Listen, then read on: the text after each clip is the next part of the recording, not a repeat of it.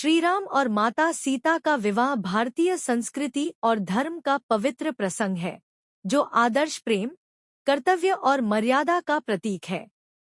यह विवाह दो महान राजवंशों अयोध्या और मिथिला का पवित्र संगम था।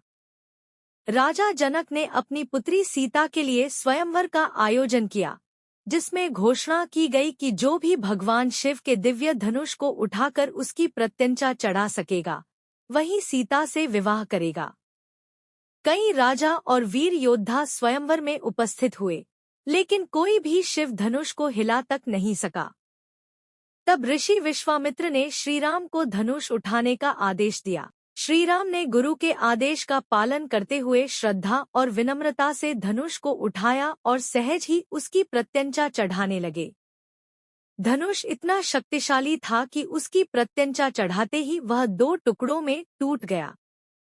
यह दृश्य देखकर सभी देवता, ऋषि और उपस्थित राजाओं ने श्रीराम की वीरता की सराहना की। शिव धनुष भंग होते ही सीता जी ने अपने हाथों में वरमाला लेकर भगवान राम के पास जाकर उन्हें अपना पति स्वीकार किया।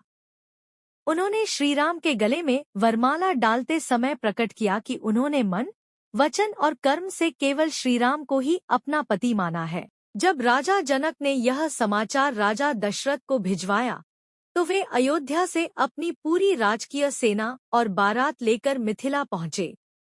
मिथिला नगरी को फूलों, दीपों और ध्वजाओं से सजाया गया। राजा दशरथ और राजा जनक ने एक दूसरे का भव्य स्वागत किया। भगवान राम और माता सीता का विवाह पूरे वैदिक विधि विधान से संपन्न हुआ। ऋषियों ने वेद मंत्रों का उच्चारण किया। अग्नि को साक्षी मानकर श्रीराम और सीता ने 7 फेरे लिए और एक दूसरे के साथ धर्म और प्रेम का वचन दिया।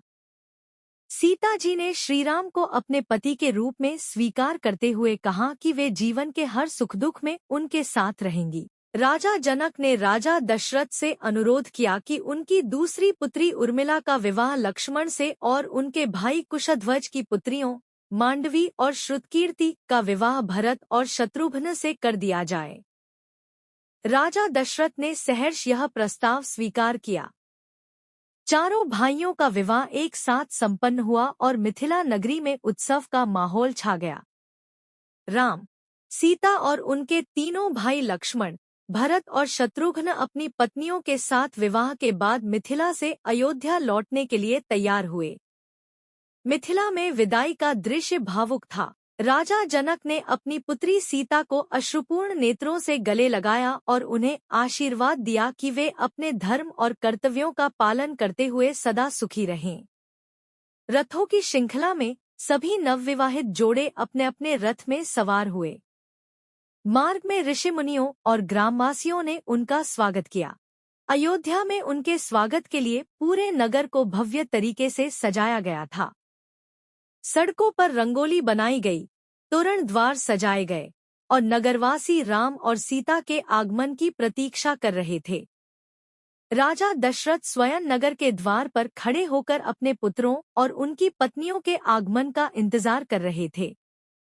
जैसे ही रथ अयोध्या की सीमा में पहुंचे, नगरवासियों ने पुष्प वर्षा कर चारों जोड़ों का स्वागत किया।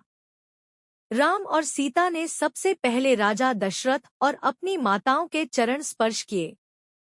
दशरथ ने अपने पुत्र राम को गले लगाकर आशीर्वाद दिया और सीता को अपनी पुत्री के रूप में स्वीकार किया। कौशल्या, सुमित्रा और कैकेयी ने चारों बहुओं को स्नेह और आशीर्वाद दिया।